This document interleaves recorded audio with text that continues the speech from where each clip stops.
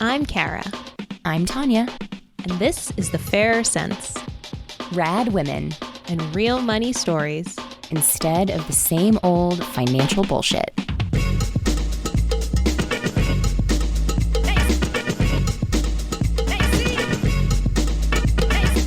Today, a special bonus episode for International Women's Day.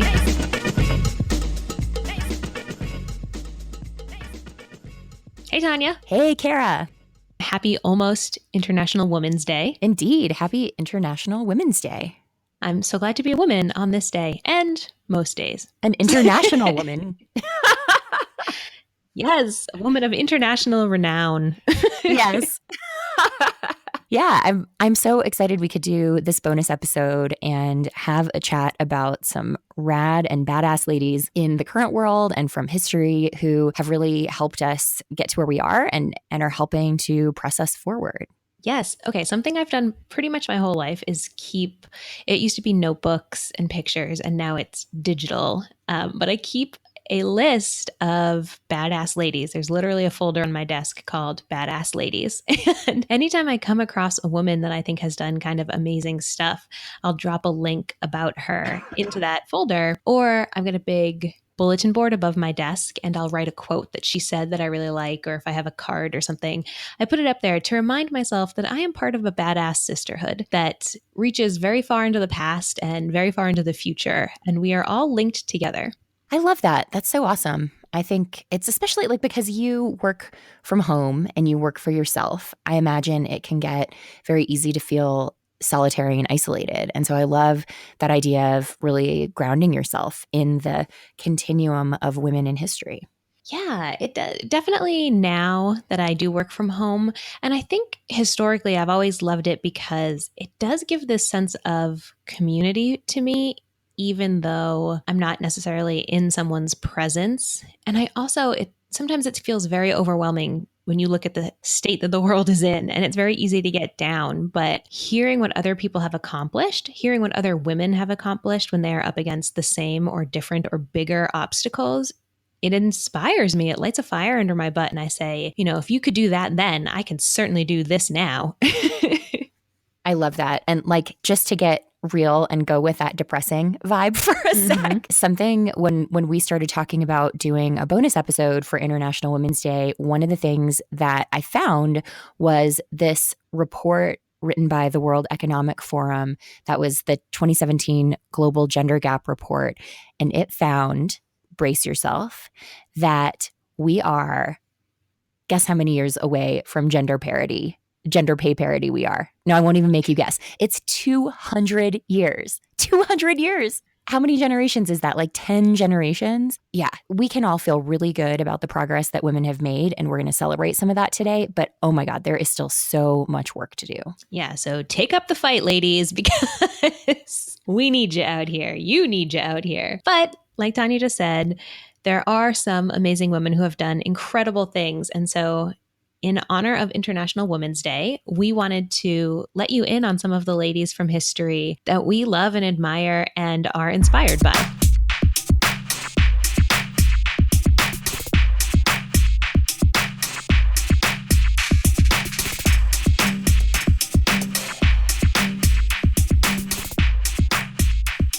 All right, so we're definitely going to dive into some of the women who we admire, both contemporary women who are out there changing the world right now, and some women from the past who were really pushing up against even bigger barriers in their time than we have today. But I think first, let's just do a couple quick ones. Like, I was super inspired. We're recording on Monday. Last night was the Oscars, which I didn't get to watch because we're cord cutters, so I'll watch it tonight. But I saw enough stuff on Twitter to feel like I got the highlights. My favorite moment by far of the show was when Frances McDormand won the Oscar for Best Actress. And like, whether you like that movie or not, like, I think she is unquestionably an amazing actress. But she had this moment when she was doing her acceptance speech where she asked all the women nominees to stand up, which was great and beautiful. And it was wonderful to see all these women like hugging and celebrating each other. But in a way, like, that's something that we've all been doing for a while, which is to say, like, look how awesome the ladies are and look how wonderful we all are and how much we have to contribute.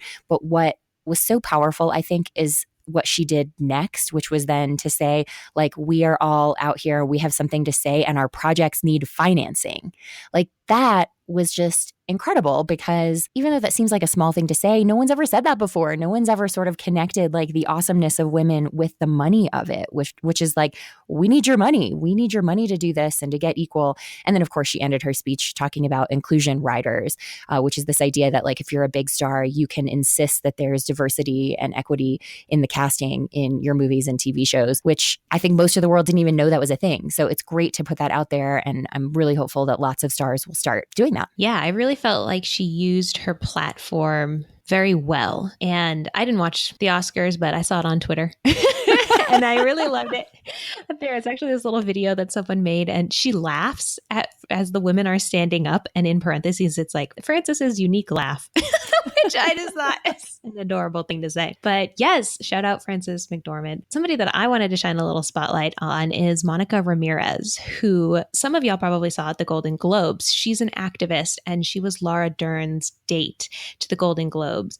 And she's incredible. She is the daughter of migrant farm workers, was raised in Ohio, working on the farm. And she has spent the last several decades of her life fighting for gender-based equality and fighting against gender-based violence. In 2003, she founded the first state-based legal project aimed at combating gender discrimination against women employed in agriculture in Florida. And so she's done a ton of amazing things. Her work is really incredible. She's the co-founder and president of Alianza Nacional de Campesinas. So we will link to all of this in the show notes, but these are just some two ladies that we think are incredible, two of many, many. So we encourage you to go find out a little bit more about Monica and to support Frances by seeing her movie.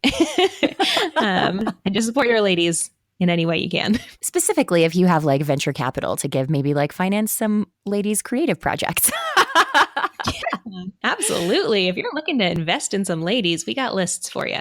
We do. Binders full, even. Binders full of women.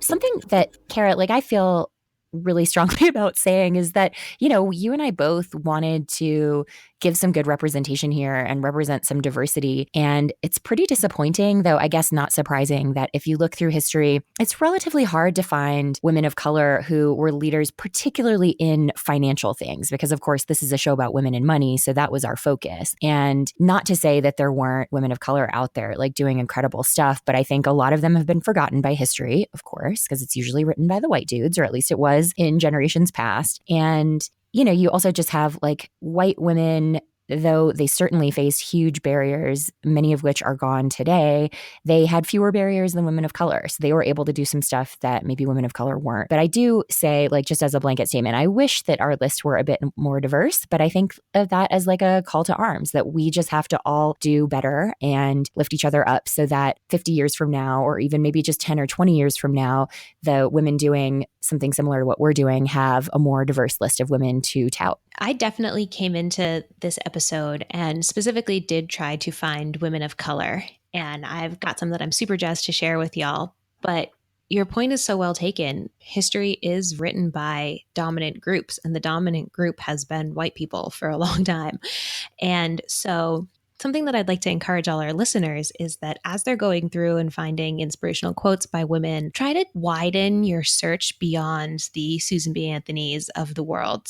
I think it's super important to kind of challenge yourself to dig deeper and to say, I'm not going to accept the first page of Google results, and I'm not going to accept the same 3 quotes or the same 3 heroes that everybody likes. There's nothing against some of the heroes and some of the white women that have done incredible things, but women of all colors, shapes, ages, sizes have been doing amazing things, and don't let the barriers stop you from finding them. I think it's important to put in some time to like dig deep and get in there. Our lives really are shaped by efforts from unseen and unheard of heroes. Things that women did 100 years ago affect us today. And a lot of those women were working class, were women of color, and were fighting for things like an 8-hour workday. And we have forgotten their names, but they're out there. So dig deep. I think to that point of looking for amazing women from history who have done incredible things specifically around money, somebody that we both found independently and really wanted to talk about is Madam C.J. Walker, who was born Sarah Breedlove. She lived in the late 1800s and the early 1900s and was not only the first self-made millionaire who was an African-American woman, but was the first self-made millionaire who was just a woman, period, in America, which I think is especially incredible when you consider the times and that she was born right after the Civil War, right at the end of slavery, but certainly not a time when like Black folks had a whole lot of rights or a whole lot of economic mobility. Yeah. I wrote a blog post for Bravely about CJ Walker, I don't even know, months ago, like early 2017. And she's so awesome. And something that I really try and do in my own actions is to support women-owned businesses. So I try and buy from women-owned businesses or feature women business owners at my events or on my blogs. And she founded the St. Luke Penny Savings Bank. And at its annual convention, she called for a bank that served the Black community. And she said, let us have a bank that will take the nickels and dimes and turn them into dollars, which I love because that's A, good financial advice. And B, it's ambitious AF. She's saying like, I'm here for this and that I'm here for my community. She really wanted to keep Black money in the Black community rather than invested in white-owned banks that often discriminated against the Black community. A lot of white banks wouldn't give Black families mortgages, keeping them out of the housing market. So to say, not only am I going to found this bank, but I'm going to use it to uplift my entire community. I mean, yes, hashtag goals. One of the things that I love most about her story is like we've talked before about the myth of the bootstraps narrative, this idea of like people pulling themselves up from their bootstraps and not acknowledging all the ways in which society helps them, and specifically that it helps some people much more than others. She truly was self-made. You know, she was born in Delta, Louisiana, into, you know, not an awesome financial situation in 1867. I mean, can you even imagine? She basically saw a problem, which was she had a scalp problem and decided to create a line of scalp and hair care products specifically for African Americans, which was pretty revolutionary at the time. You know, obviously she did really well. She became a millionaire. And that was 100 years ago and more, when $1 million was much, much bigger, relatively speaking, than it is today. And then she later became a philanthropist and gave a lot of that money away and was a civil rights activist as well. So she didn't just kind of sit back and count her money. She put it to good use, as you said, like helping to lift up the African American community and make sure that they had access to financing, which was really hard to come by in those days. Really used her money and power and influence for good, which I so admire.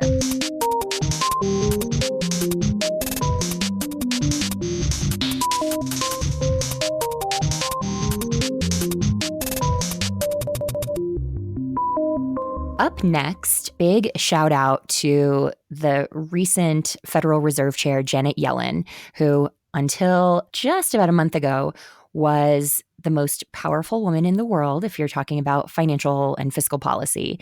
But she was the first woman to chair the Fed and did some really incredible things in her time. You know, she took over in 2014. So certainly we were past the worst of the Great Recession, but we weren't fully into the recovery yet. And under her, unemployment fell to 4.4%, which I remember from macroecon as being definitely in the realm of full employment.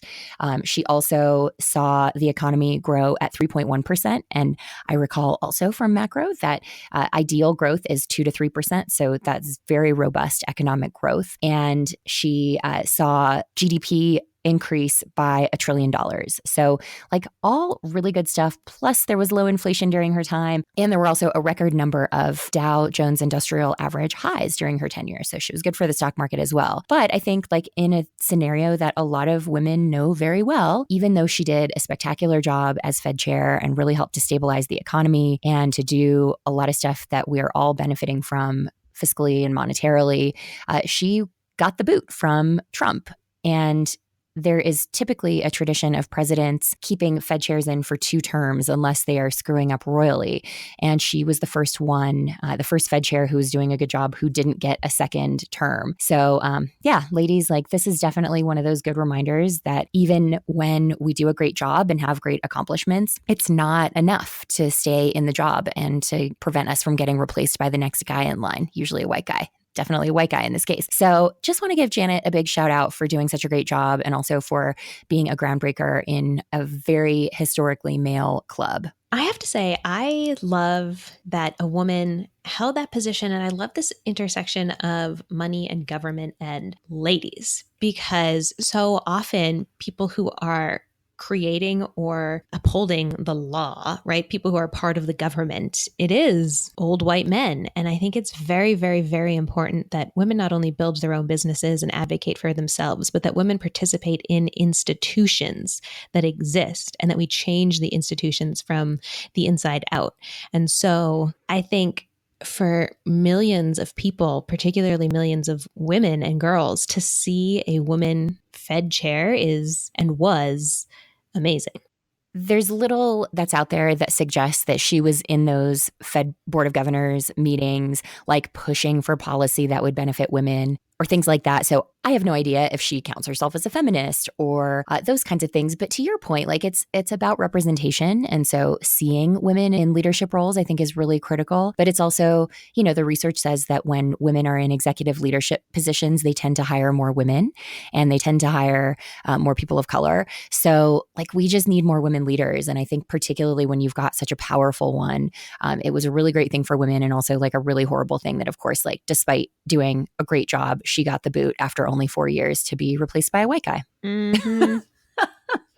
So still got to keep pushing, ladies. We aren't there yet, but good progress. Good progress. Up next on our list is actually a team of ladies. I wanted to talk about the U.S. women's soccer team, both the Olympic team and the national team. So y'all will probably remember in 2016, there was a lot of press around the fact that the U.S. women's soccer team was making significantly less than the men's team. And they won that fabulous Olympic gold medal against Japan. It was so amazing. They were America's team.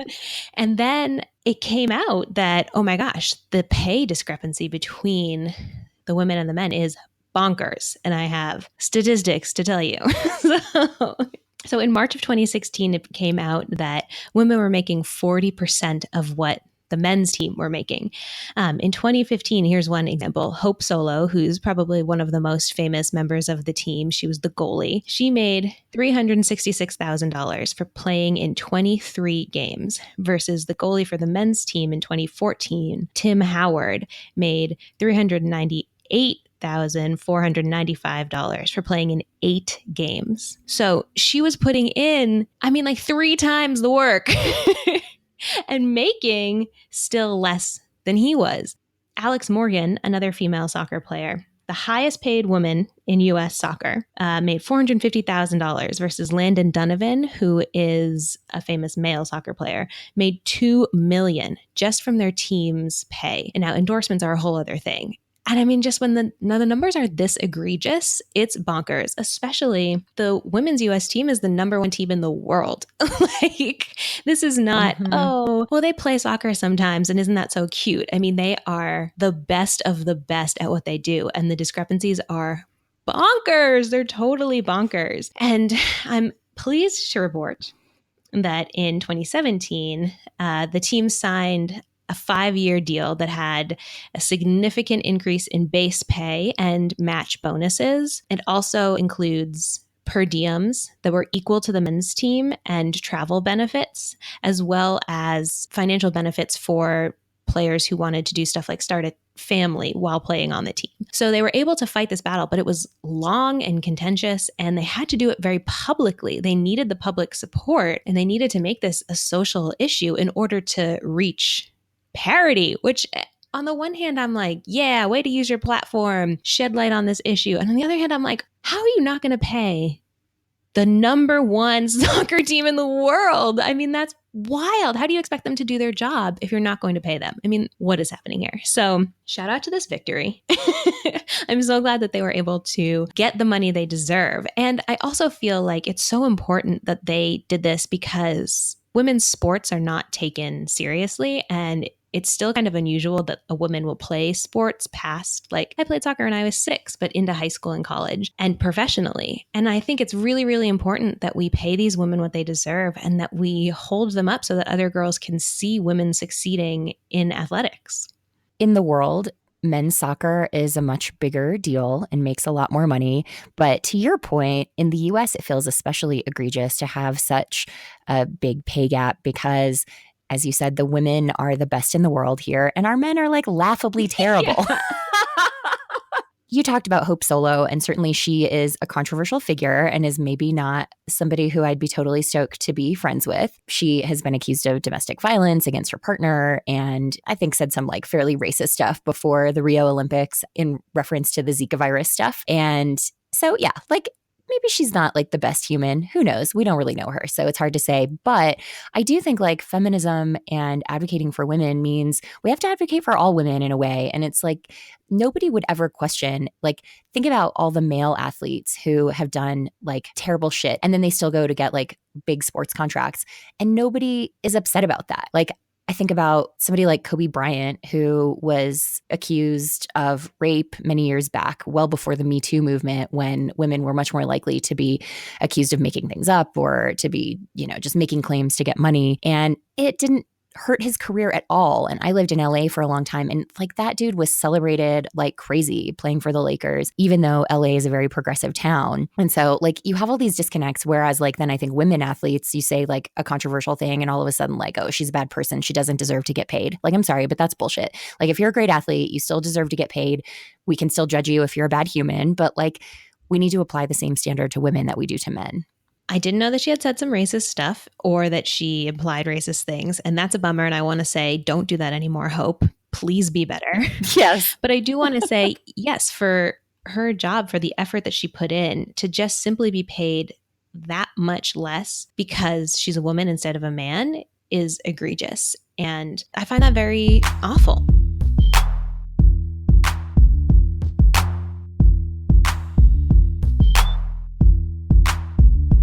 As much as we have to complain about in current society and looking at the fact that we're still 200 years from pay parity around gender, we still have a long way to go. But I think back 100 years, 150 years to the women who were hustling and doing amazing stuff then, they had so much more to fight against. The fact that women in many cases couldn't even own property. And if you were married, everything you had was in your husband's name. There was just all this stuff fighting against women. And so people who were able to do things in those days, I just have so much admiration for, because I think also the stuff we forget is that women often probably paid a big social cost. Like it wasn't just that, okay, there are systemic barriers or there are very real financial structural barriers like not being able to open a bank account. I think being a lady agitator 150 years ago probably didn't make you super popular with all the women who were trying to uphold the social norms of the day or with the men of those times. So I think it's good to remember that kind of the social price that people paid for agitating too. And along those lines, a woman that I'm excited, I found her just through my recent research, Susan La Flèche Picotte. I believe I'm pronouncing that correctly. I'm not totally sure. Please feel free to correct me. But this is the first Native American woman to become a physician in the United States. She was a member of the Omaha tribe, and she was born in 1865. So this is a throwback. Grew up on the Omaha Reservation. She went to school at the Hampton Institute in Virginia and earned her medical degree from the Women's Medical College of Pennsylvania. And then she worked on her home reservation as a physician. She worked in private practice and she treated both Native Americans and white people. But she did amazing, amazing work. And she was really, really focused on children's health and helping Native kids. And something that I found wild and heartbreaking was she got married, she had kids, her husband was an alcoholic, and after he died, he had left his estate to her, but the Bureau of Indian Affairs both the white government and the tribal government tried to give his estate to a long lost male relative who was also an alcoholic and by all accounts kind of a jerk and who had no connection to her kids. Like emotionally, he wasn't present in their life. Everyone was like, yeah, okay, he's a man. He gets the money. And she had to advocate for herself in front of the Bureau of Indian Affairs to prove that she was deserving of the estate, that she and her kids deserved the money from her husband's estate. And she also had, this broke my heart, but part of her defense was she got written testimony from white people to like back up her story because the word of a Native woman wasn't enough. And that to me really hit home in a couple of different ways. I think, again, it goes back to what you were saying, Tanya, about women in history up against so many barriers. And it's an intersectional point too. Susan was up against this as a woman, but she was up against it as a Native woman. If she had been a white woman, it would have been slightly easier for her. And race and gender are so intersectional. And I don't think we can ever forget that. And so when I was reading her story, here's this woman, she goes to med school, she practices, she's by all accounts incredibly successful, incredibly smart, and is still up against barrier after barrier after barrier. So I wanted to shine a light on her. I think what she did as a doctor is incredible, but I also think it's important to shine a little light on some of the hoops that she had to jump through as a Native American woman. Hearing her whole story like that, God, it's so depressing to think about having to get white people to vouch for you and having people want to take your assets and give them to someone who you're barely related to just because like he has a penis. Like, ugh. It's wild, right? And what's crazy, she was so accomplished. Like in 1913, she opened a hospital on the Omaha reservation. And it's just like, here is this woman. She's got degrees on degrees on degrees. She's opening hospitals. She's killing it. Why wouldn't you want to give her all the resources, including her own damn resources? I'm getting all worked up. I'm like, so emotional right now. I fully support the being emotional, but let's just have a moment and breathe. Susan. Pour one out for Susan, y'all. We laugh so we don't cry. True. I'd love to talk about a historical lady as well. I want to talk about Victoria Woodhull, who lived in the 1800s and is known, I think, by history, if she's known at all, as being the first woman to run for president. But she was also the first woman to open a brokerage on Wall Street. So to, just try to assert herself into the completely male-dominated world of financial trading and markets and what is often thought of as high finance as opposed to low finance, like our lowly women's work in the home, like balancing the checkbook and deciding what to spend on groceries. And so shout out to Victoria. One of the things that I especially love about her point of view, and I say this as a happily married person, but she really made it her mission to fight against the social mores of the Victorian era and specifically called marriage social bondage, which I actually think like if I lived at that time, I'd probably thoroughly agree. I think marriage is very different today. Like Mark, who I love very much and think of as a great partner, does not own me. He does not own my property. And I think 150 years ago, like he would have if we were married. So I agree with her. I think marriage in the late 1800s was social bondage, and shout out to Victoria for saying so. She's also known for having her clothing tailored to look more masculine in order to fit in with Wall Street businessmen, which is one of those things like viewed historically, I think was an incredibly savvy move. But I also get really bummed hearing that kind of thing, that she felt like she had to change so much about who she was or how she looked to fit in. But like, I also get it. I think like women, even in the last century, not even going back to the 1800s, but in the second half of the 20th century, the women who succeeded tended to be the ones who could play the men's game or kind of get along with the guys, no matter how big of jerks the guys might be to them. And so I get it. Like, I think that we live in a time now where less and less do we have to play the boys' game to succeed as women. But I totally get that that is a pretty recent phenomenon. I remember learning about Victoria a few years ago and being in awe of the power that I felt like probably resonated off of her. Obviously, I did not know her in person, but from everything she did and everything I read about her, it sounded like she was just a forceful personality, which I love. And I agree with you. Marriage has been weird for a long time. And I mean, I have a very complicated relationship with marriage right now. T-Bone and I are going to be at 4 years in just a few weeks. And people are beginning to ask, when are you getting married? When are you getting married? And I'm like, I don't know if I'm going to do that. Real talk. I have a complicated relationship with the concept of marriage. And so I imagine 100+ years ago, women trying to do things in life were like, yeah, I don't need to be tethered to a man. I don't need my property to all of a sudden become his property. Mm-hmm. So I really, really admire that she was so outspoken about that. And I just love that she ran for president. Oh my God. It's like my favorite thing because, okay, so I love The West Wing. And the last season of The West Wing focuses on a presidential campaign, and it's grueling. And obviously, it's not the same as it was 100+ years ago. But to say, I'm going to go out here and do this, and on a platform that's pretty unpopular and pretty radical, is so amazing. It's so amazing. So she gets 2 thumbs up from me. The forceful personality thing probably goes both ways. Like, I think it's easy to admire her from afar, and with the benefit of history, like I would imagine to have the cojones to do the stuff that she did in her time. She probably rubbed a lot of folks the wrong way and probably struck folks as abrasive. And shout out to her for being willing to do that. And I'm sure she paid a big personal and social price for that. And it's important to sort of separate whether we like someone from what they're doing and the validity of that.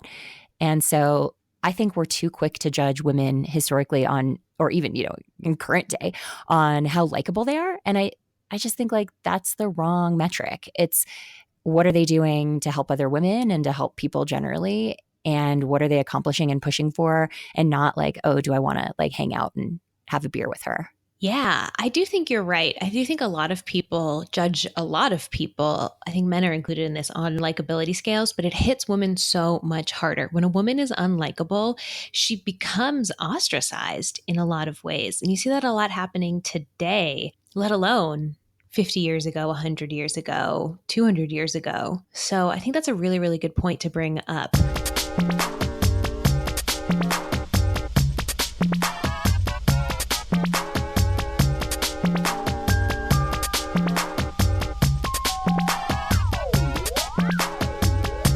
Coming back to contemporary times, I hope I'm saying this woman's name right. Caroline Rafaelian. It's Rafaelian. Yeah, I think Rafaelian. I think what you said, those sound plausible. Okay. Sorry if we're mingling your name. I'm so sorry, Carolyn. You seem great. I'm sorry about the last name situation if it's wrong. But so she is the founder and CEO of a jewelry company called Alex and Ani, and that's ANI. She has been crushing the game. She's one of America's richest self-made women, which I'm always super interested in those Forbes lists of richest people because the top 10 are always like Waltons. It's like the top 6 people. It's like Walmart. Oh, okay. And I'm really curious in people who are self-made. How did you get there? Her company is currently worth $1.2 billion, and she has helmed the company since day one, founder and CEO. Her father worked in costume jewelry, and she went to New York, and she got her degree in college. Family's based in Rhode Island. She was married at 23. She had her first child, Alex, at 25, and then her second child, Annie. She came back to Rhode Island and started working with her dad in this jewelry business, but she took it, rebranded it under Alex and Annie, and has just seen kind of explosive growth over a decade. But in 2010, she had $5 million. And then in 2016, the company did $500 million in revenue, which is bonkers. And she's of Armenian descent. Her grandfather fled Armenia in 1913. And in her office, she keeps his suitcase. It's the only thing she still has of his that he brought to the United States, which I thought was very nice. I'm very close with my grandparents. And I think being in an immigrant family, especially her grandfather left the country just before the genocide, and having this kind of traumatic backstory. I think it's awesome that she keeps a relic from her grandfather so close to her and so close to her work. And also, she's 50 years old, which I love. I feel like we don't hear enough stories of older women killing it. It's a lot of 27-year-old CEO, blah, blah, blah, blah, which is great. And I love those 27-year-old CEOs. But I love to see women 50 plus who, to hear their stories, to hear from them, and to see them thriving in the latter half of their life. So often when it comes to women, we think you have to be pretty for us to want to listen to you. And I'm like, burn it with fire. That's an awful metric to be using. So I haven't read this article about her, and I think it's super cool. I agree with all that. I'm just going to ask for a quick revision because I would not say that 50 is older. That's valid.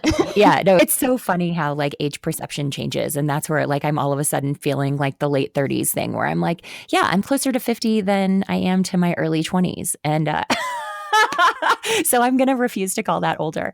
But I think your point is so well taken that I do think like it's sort of, this is the angst of Gen X right now. Is it feels like Gen X is sort of the forgotten generation, and 50 is squarely in that, where, the people who are 60 plus, who are baby boomers, and folks who are 35 and under, who are like millennials, are the ones who get the business credit. So yeah, like shout out to the Gen X ladies killing it in business. Yes. Okay. I take it back. I don't think that 50 is old. I just think it's older than 27, which it is. And I do think we don't hear enough from these women in this stage of their life. So, yes, all totally great points. I want to do like a zoom to the future and ask like future 50-year-old Kara, like how you feel about being called older. Oh my gosh. I'm sure I'm so snarky about it. I'm sure I'm like, old, I've never been hotter, smarter, better. I am in the prime of my life. I think that you are like a person who can see the future. Yes. Oh my God. I have to tell you that this has nothing to do with women or money, but after reading Harry Potter and turning 11 and not getting the letter, I've always been so crushed that I'm not magical, but maybe I'm just not Harry Potter magical. Maybe my magic comes in a different way. Yeah, you could be like Breakbills magical and you just need to like go back to college. I'd love to chat about one more lady who I think is someone that everyone is familiar with. I just think is worth touting today. I know everyone is very familiar with the wonderful Anita Hill and her role in the confirmation hearings of Clarence Thomas, who, despite all of the kind of horrible shit she shared of how he treated women in the workplace when he was a federal judge, he was still confirmed. He is still on the Supreme Court to this day, even though by all reports, he pretty much sleeps through all oral arguments and never speaks. Yeah, let's not even go there. Let's not even talk about Clarence, because he's also, in a weird sort of way, like also notable as being only the second African-American on the court. So this is where we run into those like weird intersectional points of, do you like celebrate someone for breaking ground or hate them for being kind of shitty in other ways? I don't know. I'm not trying to answer that today. But Anita was pretty much thrust into the spotlight against her will when she had to testify against Thomas in 1991. He was her supervisor at the Department of Education and the EEOC and was a federal circuit judge immediately before going to the Supreme Court. But she really felt like she had no choice but to share some of the stuff that he did and the really terrible, harassing ways that he behaved in the workplace. I think at the time she was really seen as this, unhappy woman trying to take down a powerful man, which is such a shame. Like, I think if that whole situation played out today, I would like to think it would go down a little bit differently. He'd probably still be confirmed, especially with our current Congress and Senate, but the conversation might look a little bit different and she might not pay such a personal price. And perhaps others would have also felt that they could speak out in a way that they didn't at the time. And so she sort of bore all the brunt of that negativity. But the reason that I want to bring it up is not to rehash all that history, but just to say, like, I so admire that she really took this on, even though she wasn't, trying to be like the most outspoken advocate on behalf of women. She kind of took what she was forced into and turned it into a real career of advocacy on behalf of women. And now, at the end of December, she was selected as the head of the Commission on Sexual Harassment and Advancing Equality in the Workplace, which is really specifically targeted at the entertainment industry. And it's certainly something that we need more broadly. But I do think the entertainment industry has an important platform and is seen as a leader on some of this stuff. And so starting there, I think, does make a certain kind of sense. But I think most importantly, it's not just about sexual harassment. It's specifically about the workplace. And so that's very much about women and our money. And I love that she sort of started in just raising ethical flags about a guy who was going to take an important role in the judiciary and has pivoted to make it very much about women and financial inclusion and financial opportunity and pay parity and all of the stuff that goes along with the workplace. So shout out to Anita Hill for continuing to be an important voice for women. I was very young when this was all happening, but in the last couple of years, I feel like Anita Hill has kind of resurged in our pop culture, and she's getting a lot of positive coverage from the feminist community, from the Me Too community, which is awesome because I know what she went through was truly disgusting, not just as it was happening, the harassment in the office, but then being put in the public eye and being so discredited and so viciously attacked. I mean, she really is a hero for going through that. I believe that very firmly. Mm-hmm. And again, it goes back to kind of what we've been saying. If not for Anita, would we be having the Me Too movement in the exact same way that it's happening now? Or would it be happening at all? I don't know. She did amazing work in laying some of this groundwork for this discussion about sexual harassment and workplace harassment. And I think, too, something we've kind of touched on accidentally in this podcast is the multifaceted layers of people. Because yeah, I certainly think Clarence Thomas, the way he treated her and the way he seems to treat a lot of women in his life is not okay. But I know Black men have a really tough time in this country. And I'm a white passing woman. I don't get to sit up here and talk about what it's like to be a Black man. And I don't get to talk about what it's like to be a Black woman being harassed by a Black man. But I think it's really interesting to say, like, people do have different facets. And something my therapist tells me a lot is that very rarely is it either or. It's a lot of and. So she'll always tell me, you're feeling stressed and you like your job.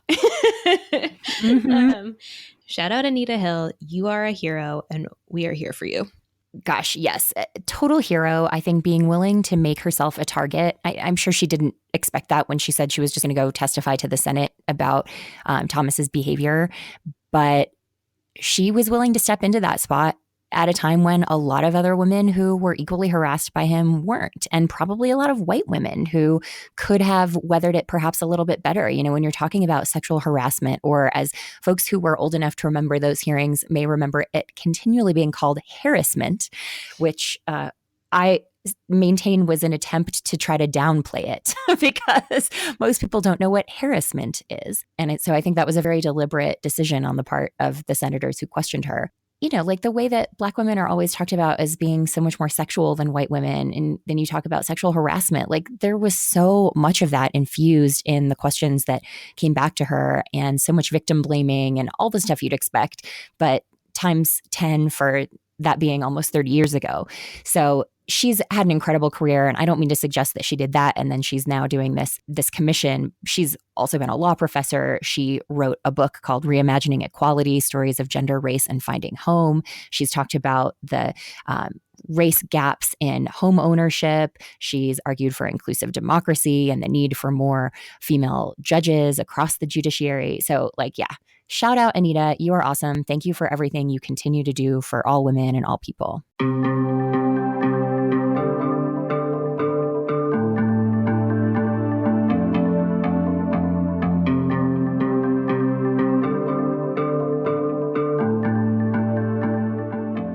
Those are some ladies we love, and we would love to hear from you about ladies you love. And they don't all have to be big famous names. If you had a really amazing mentor at work or a teacher that really impacted your life, we'd love to hear about that too. So shoot us an email or tweet at us and share the fabulous women who have impacted you. And this International Women's Day, I just want to say we did a little research before getting into this episode. And I read that there are 65 million girls around the world who are not in school and 33 million fewer girls than boys in primary school. And as we think about being women on International Women's Day and every day of our lives, and we think about the challenges in front of us and the challenges we've already faced down as a gender, I just want to say thank you to everyone who listens and who interacts with us. And thank you to everyone out there every day who is doing work. And whether that's seen or celebrated or it's unseen and you toil in the darkness, I see you now.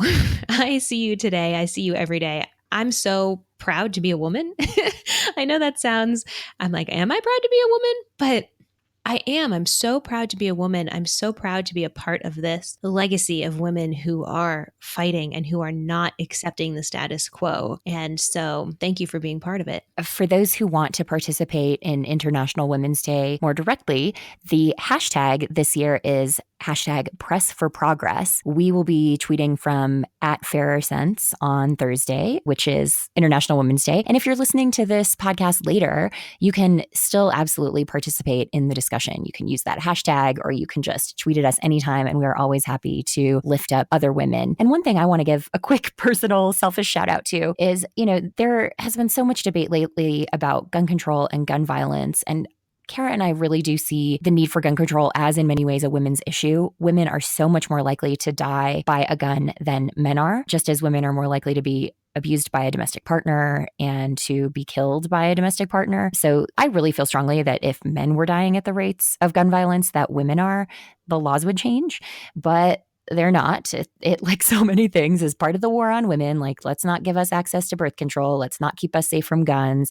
Let's do all this stuff to put us in danger so that we can't be economically equal. But because we're not going to get gun control at the federal level anytime soon under the current Congress, I actually started a petition to try to go at it a different way and to start pushing the large investment brokerages to divest from the assault weapons makers. So I started a petition on change.org to lobby Vanguard to divest from the gun makers. And I would be honored if you would sign it and share it. And so we'll have a link to that in the show notes. It's also up on our Twitter feed @FairerSense. So check that out if you're into it. Share it if you feel inspired. But otherwise, just whatever you can do to agitate on behalf of women and to press for progress, we really salute you in those efforts. I signed it, so thank you for that. It actually is doing crazy well. It's currently at 43,000 signatures, if you can believe it. So nice. I aspire to get to like 300 million. So let's keep it going. Hell yeah. Let's compound those signatures. So as always, you can email us at fairersense@gmail.com or tweet at us @fairersense on the Twitters. And please, if you're liking what you're hearing, leave us a review. We've gotten several new reviews in the last couple of weeks, and they have all been so kind. I posted about them on my Facebook and my Instagram, which is both We Bravely Go, if you want to go see those reviews. I feel like it's getting kind of meta, but we love the reviews. Obviously, it just like makes our day. So yeah, get in contact with us, leave a review, and make sure you subscribe because we are doing season 2. It's coming in a couple of months. And if you're subscribed, the episodes download automatically so you don't miss a single one. And fun news, in addition to being on Apple Podcasts and all the usual podcast places, you can now also find us on Spotify. So it gives you one more way to listen. So we hope you enjoyed learning about these rad ladies. And to all the women out there on this and every day, please stay rad. Stay rad, you guys.